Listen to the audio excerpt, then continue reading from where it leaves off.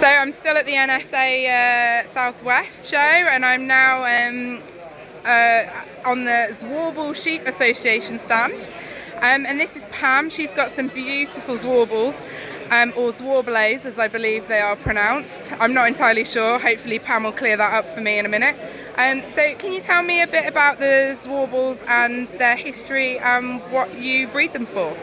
Well, these are the pedigree ones, so these are for shows as well as their structure and their meat. They're really good milky mothers, so we've got a age shoe here, which is the one with the yellow and the pink tag. She is a 4-tooth. Then we've got the one with the white tag and the yellow tag, that is a 2-tooth, so she'll go to ram for the first time this year, and 2 lambs which were both born in January. One looks a bit like a hay magnet, but that's because we're at a show and they like to look messy. All these guys have got pretty much correct markings with their socks and their blazes. Very photogenic. She's come to speak to you. And we're also today promoting the crossbreds. So we're taking mismarked Zwartbales and putting them onto Charolais, Beltexes and stuff like that. We've got some Charolais crosses with us today, which are getting a lot of attention. But they're such a lean carcass, which is great for the supermarket trade. Especially nowadays with people not wanting the fat meats on them like you get from the Dorsets and the Suffolks. They want a leaner carcass for the health freaks among us. That's fascinating. I'm really interested by the Zwartbales. How many lambs can they rear a year? They normally have about 1 crop of lambs a year. Because they've only got 2 teats, we tend to like just for them to have a set of twins.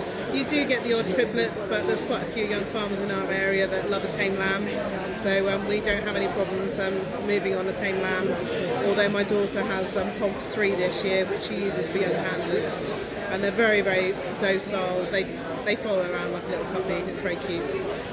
So I call them, I've got Zwartbales as well, and I call them aggressively friendly because they will mow me down in the field for a bit of food, which is very handy when you're trying to load them into a trailer or whatever. What's your favourite trait about the Zwartbales? I think it's just their characters, because they're just proper cheeky little monkeys. Everyone's slightly different. You get your favourites where you sort of go into the field, you just say their name and they come running, bounding towards you. If you haven't got sweets or like any sweeties, like horse mix or stuff, they tend to look at you and like going, well, I'm not speaking to you, you haven't got any food, and nick off the opposite direction. Most of the time the rams are really friendly. You get towards tupping season, they do get a little bit full of testosterone and a little bit grumpy, but that's like any ram, you've just got to be mindful. But we've got young children at home and we don't mind the rams and the children going around together. It's just teaching them to respect the animals, really. Yeah, as you said, your youngsters both showing young handlers as well. Can you just tell me how old your children are so that people can understand how easy these sheep are to deal with? Well, Jessica is 5, so she's currently the one that does all the young handlers. She's done 2 royal shows so far and been placed both shows. And then Caitlin is 2, and she is absolutely in love with her tame lamb, Gracie, and would love to do young handlers, but a lot of the shows don't like them too young because of the fact they have to be able to hold the sheep. And as much as she would look very cute all in her little uniform, I think the sheep would probably take her for a walk. Which I have seen in young handlers happen quite a bit.